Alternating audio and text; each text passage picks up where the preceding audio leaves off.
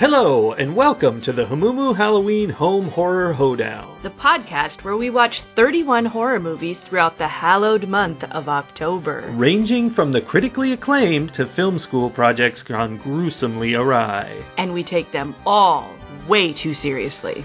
I'm your host, Mike Hummel. And I'm your host, Sully Hummel. Now warning, we use a ghoulish number of spoilers, so watch the movies first. Second warning, we don't know anything about anything, so don't take us seriously while we take these movies seriously. 6, 79, 19, 11, 92, 20, 48, 1, 32. Ooh, if that doesn't make you think ghost stories, I don't know what does. Kind of makes me think Lost. Yeah, I had that exact same thought. Honestly, I think the fact that we had seen Lost, and in the credits they had all the numbers and whatnot. Yeah, I'm sure that played a part in it too. But when I saw those numbers on the spray painted on the doors of that one building, I was like, oh, we want to pay attention to this. Yeah, we want to pay attention to it in the movie Ghost Stories from 2018, a British film, which you could call an anthology, if you were so inclined, containing 3 ghost stories and a wraparound story. Okay, if you were sitting in the room with me, you would see a very confused look on my face, because I did not get anthology from this at all. Whoa! My brain! It is explosioning! This is so weird because, no. This was not an anthology. This was just a movie with lots of parts. Parts don't make anthology. Oh my gosh! And you insisted Scary Stories was an anthology. Yes, because it was just separate stories. Like, for example, if they had a title card saying Case 1, Tony Marshall, and then cut away from our characters to completely different characters in a completely different scenario, living out their lives, and then come back to our characters. Whereas, in Scary Stories, the characters of the main story did their thing in the separate scenarios that you discuss, which is not. They just did stuff. I can't believe this. So here's the thing. What's the thing? Scary Stories to Tell in the Dark was a book of completely unrelated stories, and they took that book of completely unrelated stories and jammed it into a movie that pretended they were all related. That feels like an anthology to me. This was a movie about a guy researching 3 different case studies. That's called a wraparound story. Yeah, if it's created as the wraparound, but it wasn't. This was his story, and these were flashbacks. These were pieces of information being provided to him that he didn't already have. I completely disagree with you. I do see how it's a fine line, but this did not feel like an anthology. That's what's crazy. I'm vehemently defending this when I thought this movie was really straddling a line between anthology and not anthology, whereas Scary Stories was clearly not an anthology.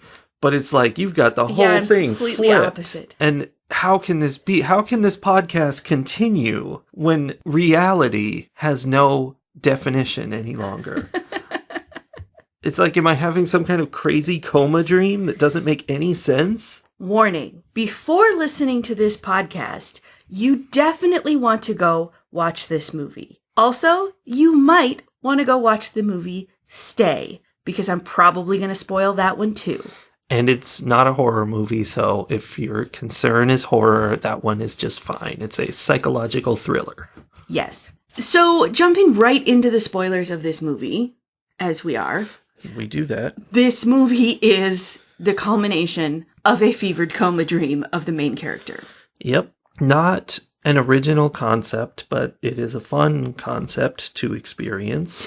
As soon as I started figuring out that all of the things that were going on were related to the professor, the main character, it immediately reminded me of the movie Stay, which is always one of my favorites. Like, it's one of those movies that sticks in your mind. Stays. stays in your mind, which is ironic because I can never remember what it's called, and we always have to look it up every single time. I've seen the trailer so many times now.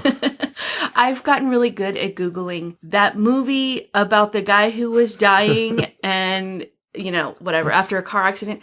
So, spoilers, that's what's happening in Stay, but you don't know that. And in this movie, you don't know that that's what's going on until the very end. And instead, it's just like other people are having all of these issues, and the main character is the kind of eye of the storm. Yes, and the classic of all of this is a little something called The Wizard of Oz. It's the same plot as The Wizard of Oz that all these movies are doing, where at the end, it was all a dream, and you were there, and you were there.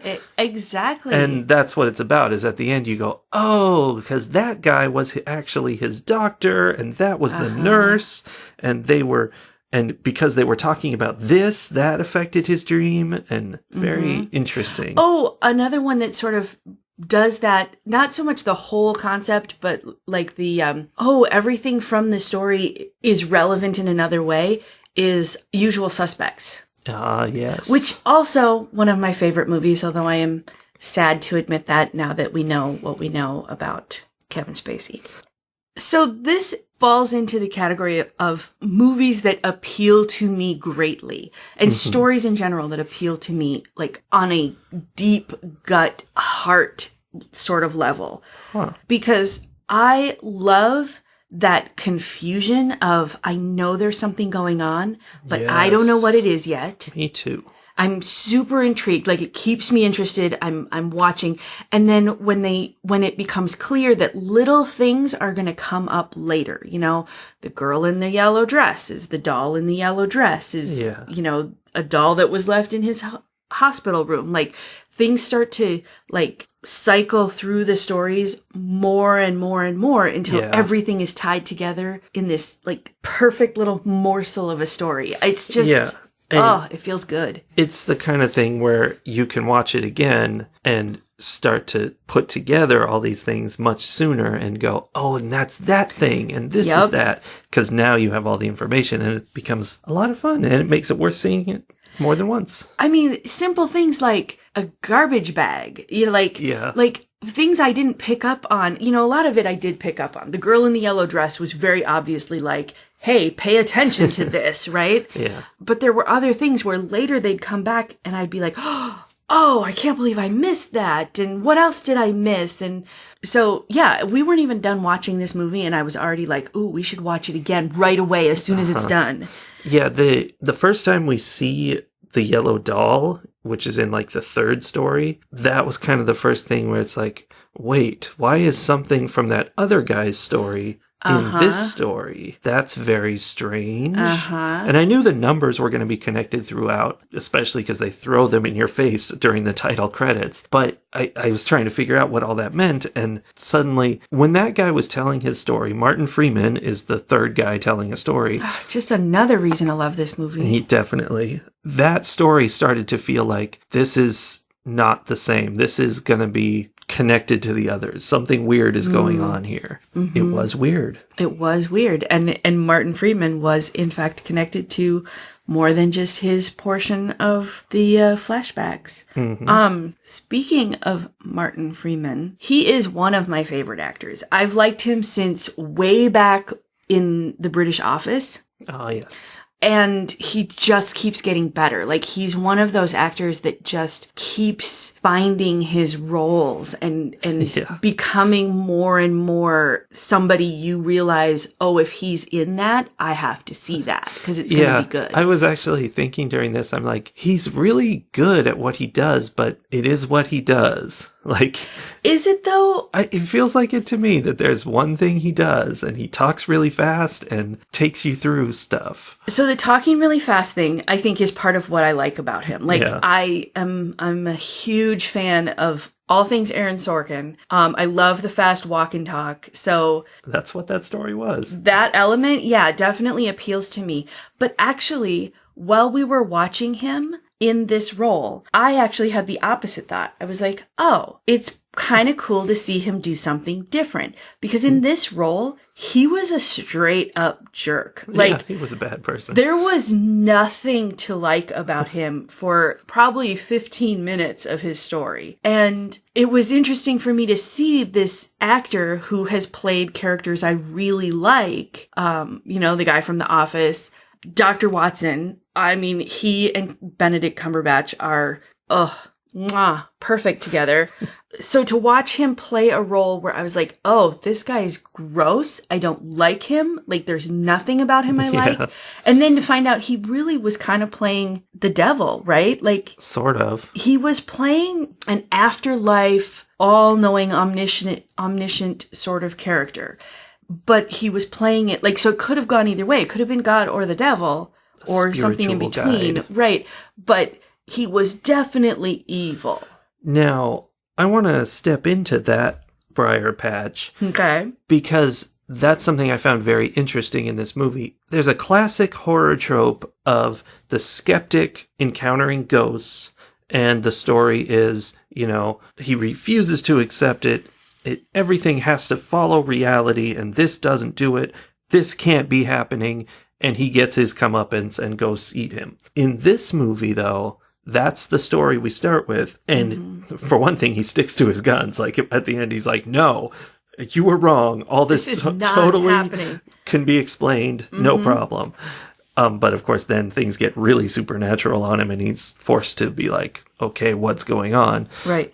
But it turns out he's right. Everything can be explained. And that's the twist, is that at the end, there is nothing supernatural going on. So no, there is no God or the devil. That's just another character in his head telling him this story. So I think that was kind of cool that they found a way to tell that story, but bring it around to still being real. Right. And almost more than saying there's no supernatural, it sort of presents the idea that there is supernatural, and it's our brains and our brains' ability to do things we can't even begin to understand. As they say many times in this movie, the brain sees what it wants to see. Yes. They also say life finds a way, so there was a little That's true, they little do. Jurassic Park homage in there. Do you want to talk about the 3 case studies that the professor looks into? There was the night watchman, Tony Matthews. Oh, I'm glad you wrote it down, because I did not. Who had a daughter who was sick with locked-in syndrome, which is what the main character ends up being diagnosed with. And I had a flashback to this later. During his story, the radio starts switching over to talking about locked-in syndrome and comas. And I'm like, oh, the ghosts are getting him. But why are the ghosts talking about he instead of her? And there was a reason. Yep, it was exactly the dialogue from later on. Question number 1. Why are there multiple night watchmen guarding a condemned trash building? I don't know. I guess because it's all in this guy's head. Yeah. I don't know. But yeah, it didn't make a lot of sense. This was a point, actually, when the main character first starts talking to Tony and asking him about his experiences. Tony doesn't want to talk, and he keeps pushing back and is like, let's not talk about that. And it went on too long. At that point, I was like, this movie is going to be boring. Like, how long are we going to sit here pushing off the start of this story? Like, he just won't do it. It was already established that he was uncomfortable, that there was something he was hiding, which was really all that was doing. Yeah, they just really kept pushing it.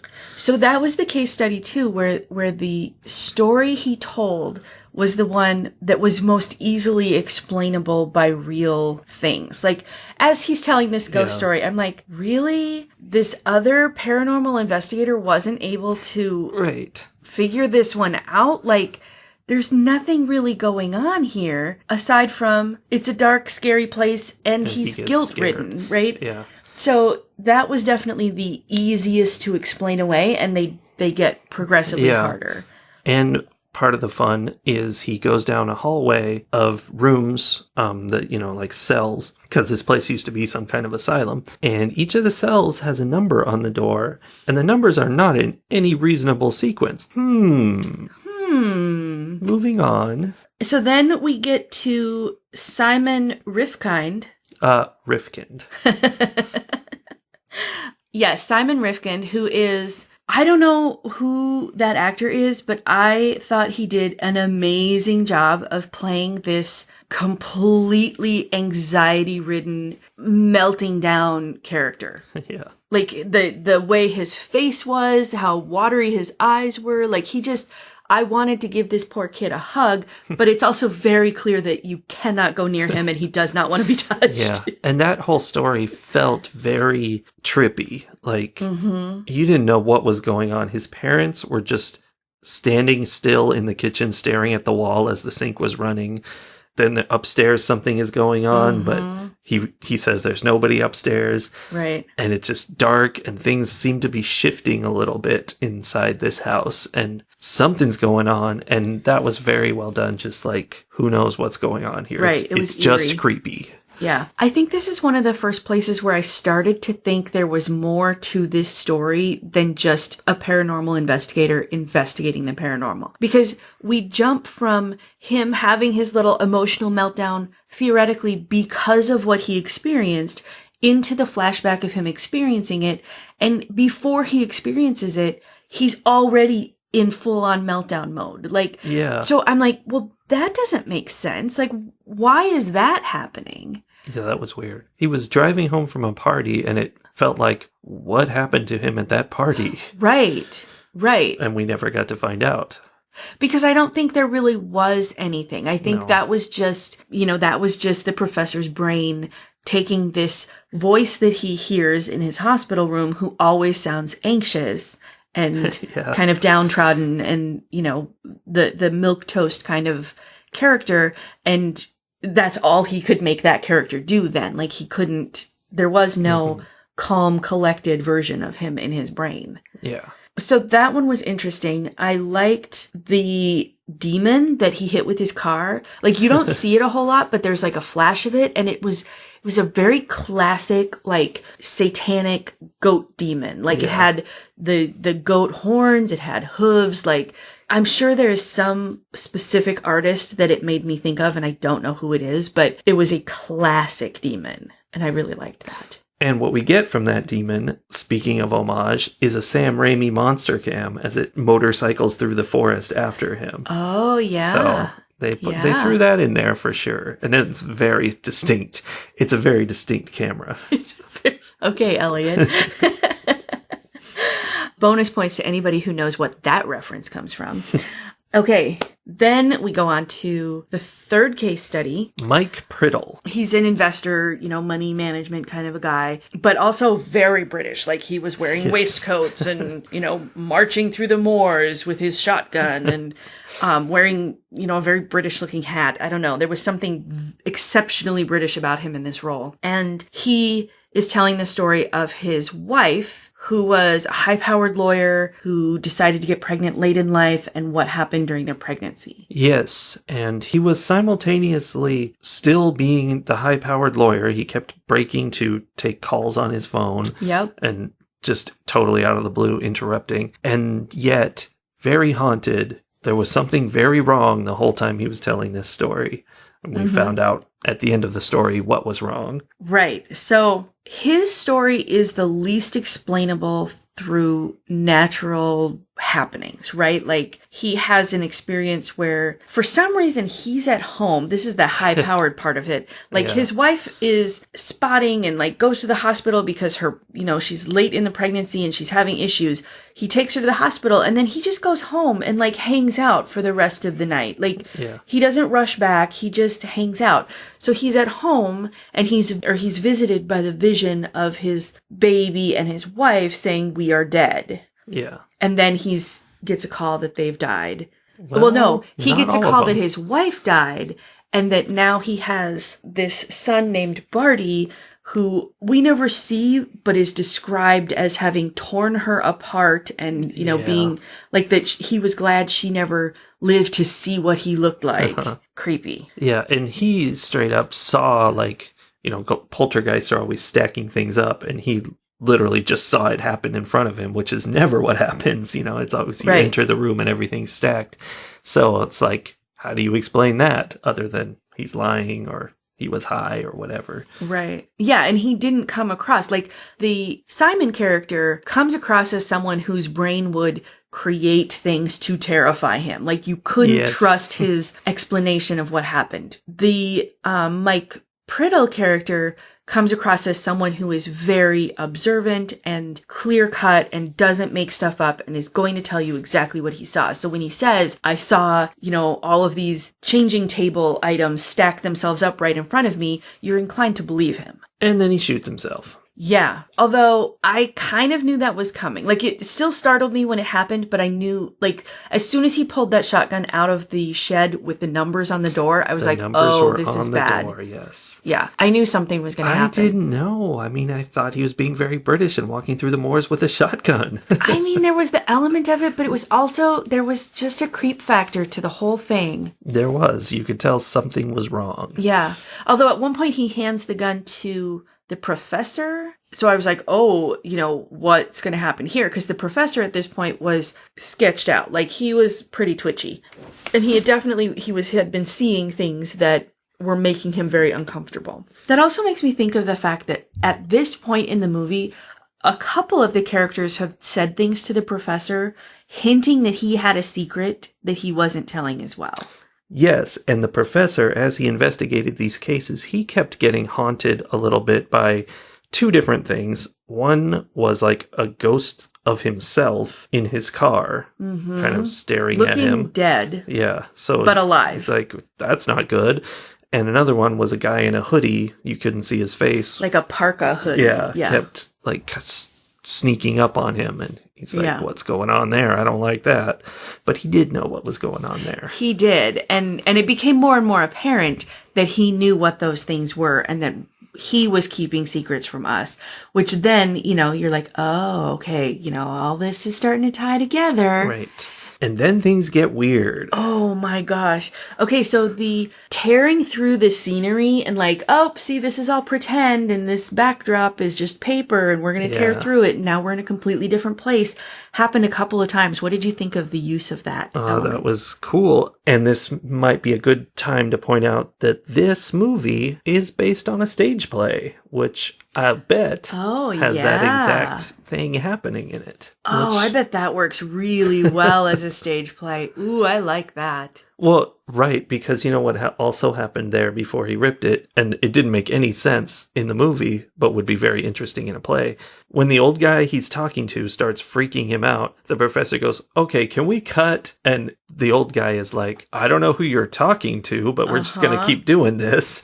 And that would be interesting in a play. Yeah. Huh. I saw that in the credits, but it didn't click with me. So we start rapidly jumping through different scenes and times, and we go back to the old guy that his mentor who passed him these assignments, oh, this is going to prove to you that we were both wrong all along. Yes.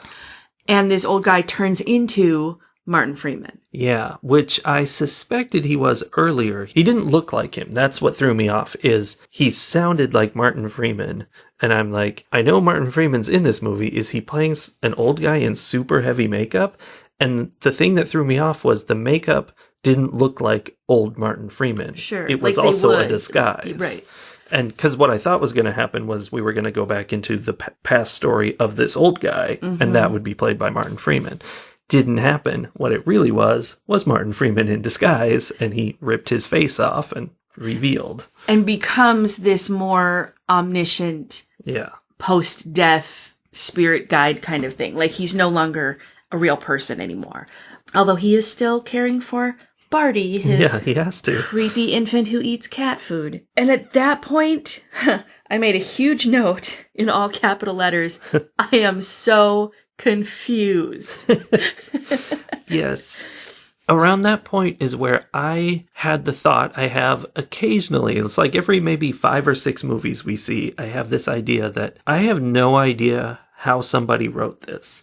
Like, it makes sense. It all holds together. But how did you come up with this series of events? Like, these are kind of just random things, which is what happens in real life. But, like, why didn't you follow the tropes? And no, how did you decide this was based on him being guilty over this thing as a kid? And where'd you come up with this counting numbers thing? And it's weird. But, I mean, it's what happens. Everyone writes from their own experience, so. Personally, those tend to be the stories that I like. Like, Sure. I like a story that puts me in a place where I don't know what's going on, but I want to. And you have to have both of those things. There are plenty of horror movies where I'm sitting there going, I don't know what's going on. But unfortunately, I don't care enough to really want to figure it out. Or I know that nobody's going to actually explain it. Like, this is not going to wrap up nicely. Mm-hmm. Or there can be that element of I'm enjoying this. I want to see how this ends, but I kind of can see where it's going. Like, I'm not confused. I don't have there's nothing new coming. So when I get a movie that has both pieces, I always enjoy that. When it has both of those pieces and it takes all of the threads, all of every little different color thread that they've been weaving into this, and it all comes into a clear picture that makes sense and that I enjoy looking at the end. I'm just like, oh, that's brilliant. It reminds me of the way Neil Stephenson writes, like his Cryptonomicon. Yes, Cryptonomicon is one of my most favorite examples of a story that seems to be made up of completely different people and places. An anthology, if you will. It's. Do you think that's an anthology? I'm just kidding. Because it's exactly the same. It's not exactly the same. All of these different pieces, and then they just all come together beautifully. It's an art, and it's one that I'm a little envious of, I think, because I don't know how to do that. Well, that's kind of the thing where I get, like, how did they write this? Because not because of the complicated weaving, because I can see that. They're like, this is a thing, let's keep it throughout. But how did they decide the middle story is going to be about a kid who hit and runs a goat man? Like, that's so random and doesn't connect to anything else. It just is what it is, and you have to deal with that. I don't know, it's strange. It feels very random, but it's fine. There's no reason why it wouldn't be. It's just whatever this guy was thinking up at the time. Sure. I'm sure that this is a kind of story that is not written linearly. Like, he did not start, whoever wrote it, didn't start at the beginning of this story and write it as is. Like, this is the kind of story you write backwards and forwards, and then you put, we're going to do some case studies, and then you do a lot of massaging to make them all work together, because you don't get puzzle pieces that fit together this well unless you have whittled away at each piece for an exceptionally long period of time. At least, I mean, that's, if I were going to do it, that's how it would be. Maybe these people have a brain that works very differently than mine. Sure. In the end, well, not the end, this is kind of the second to last story of the movie. The devil god takes him to his youth, where he becomes a child all of a sudden and is being harassed by thugs who then turn from him to this mentally handicapped kid and basically are like, you, Kojak they call him, can join our gang if you go down this scary tunnel and see all the numbers that we've written on the walls of the tunnel and tell us what the 10th number is. Call out all the numbers as you see them and come back with the 10th number. And that is the numbers we've seen throughout the movie. And it's interesting because it's a totally random series of numbers, and I'm kind of mad that in the end it really is just a random series of numbers. But on the other hand, it makes sense that they would be a random series of numbers because that's what the kids did, and if they were in order, he wouldn't have to he wouldn't have to go find the 10th one. And B, it makes sense that it would be stuck in his head very distinctly as part of this guilt. And that it wouldn't pertain, like none of the other stories, including the final story of where he is now, none of them have those numbers in a relevant way other than his brain putting them in there, because they're not from those stories. They are set in concrete from this childhood experience that he had. And just to be clear, Kojak has like an asthma attack and dies in the tunnel. Right. or at least he stops moving and nobody bothers to go get him, which is the point of the story because the kid, the main character, feels incredible guilt because he left. Mm-hmm. And my favorite line in the movie is he tries to defend himself against that, and he says, "I did nothing." And Martin Freeman is like, "That's right, you did nothing." Right. And what I really liked about this is that it turns out the whole thing, like the Martin Freeman character points out that everything he's done in his life, because he tries to explain, like, I didn't really do anything wrong. I just did nothing. And I've worked my whole life to make up for it. And he's like, no, you've worked your whole life to try to prove that there is no afterlife where you will be held accountable for this thing you didn't do. Like, you're not doing it out of the goodness of your heart. You're doing it because you're terrified that this choice you made might end up having some consequence long term if the afterlife exists. That's pretty good. Oh, it was amazing. Like, it was so good. It was so good.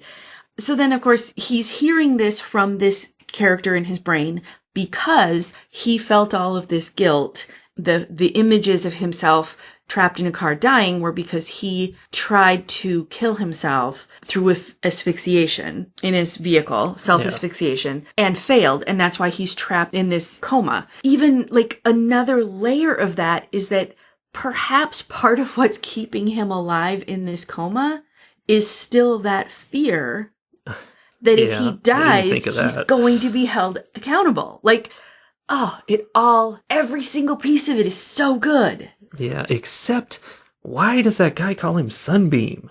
I think the janitor that's just who the janitor is. Like, I really liked that janitor character because he was the only one who treated this coma patient as if he was a human being still. Everybody else, the other two guys were just talking around him. Yeah, I liked that. And I also liked that his character in the story in his head was not likable. He was rude and obnoxious, but it was the same guy. Yeah. Using the same words, but they were like pejorative in the story and friendly in reality. Interesting. That's sort of about perspective too, like what he's hearing because of where he is and who he is and what's going on might not be what's actually being said. Because like you said at the very beginning of this podcast, we're going to wrap it all up because we're good at this. We tied it all together. Reality isn't a thing. That's true. Speaking of reality, time and space are a thing. Yes. Are you suggesting that this is the time and space for us to do... where we should put some numbers into people's ratings?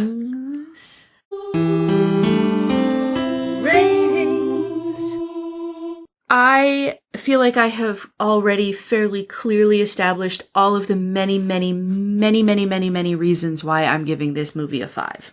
Many, many, many. I'm surprised. 5+. Oh my gosh, is this a 5+? This is a 5+. I feel like it's crazy that we like almost back to back saw the 0 of the month and the 5+ of the month. Wow. Ooh, it's so early. It's so early in the month to give the 5+ because you aren't limited to one 5+. I sort of feel like I am. I mean, you can't just hand out those pluses willy-nilly. Well, you should be very careful with them, but if you feel it, it's true. There's nothing I didn't like about this movie. This is a 5+. I'm giving this movie 5+ cans of kitty chow out of 5. Wow. I did not know that was going to happen, and I'm flabberflustered. But here's the thing. I was going to, before we had a discussion, I mean, I wasn't sure what I was going to rate, but I was thinking like 4 or 4.5. Mm-hmm. But you have convinced me. Which is low for you, considering... Oh, no, you didn't think it was an anthology. You did think it was... No, I don't just think, I know this movie is an anthology, and anyone who thinks otherwise is deluded and living in a coma. Reality is not a thing. Anthologies are a thing, and they're not scary stories to tell in the dark. So that's low for you, is what I'm saying. That's low for you for an anthology. You tend to like them. It's not. I do like them, but I mean, a 4 is a good rating. But I think I've been too picky these days. Like, I keep waiting for The Endless to come back and give me a 5. or The Babadook. And this movie is a 5. And you have convinced me through our discussion that, I'm in a weird place this month, I think.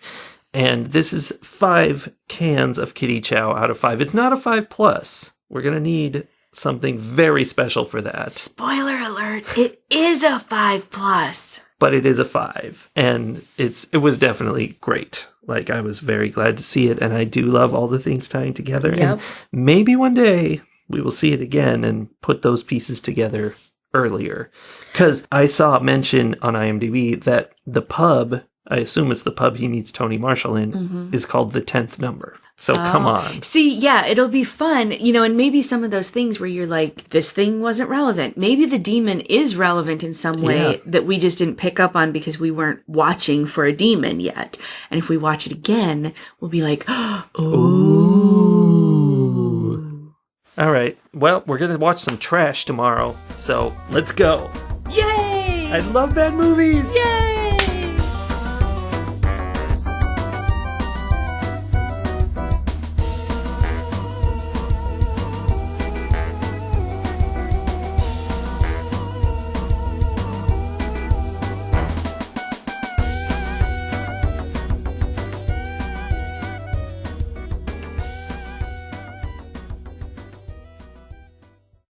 At all. Whoa! My brain! It is explosioning! Yay!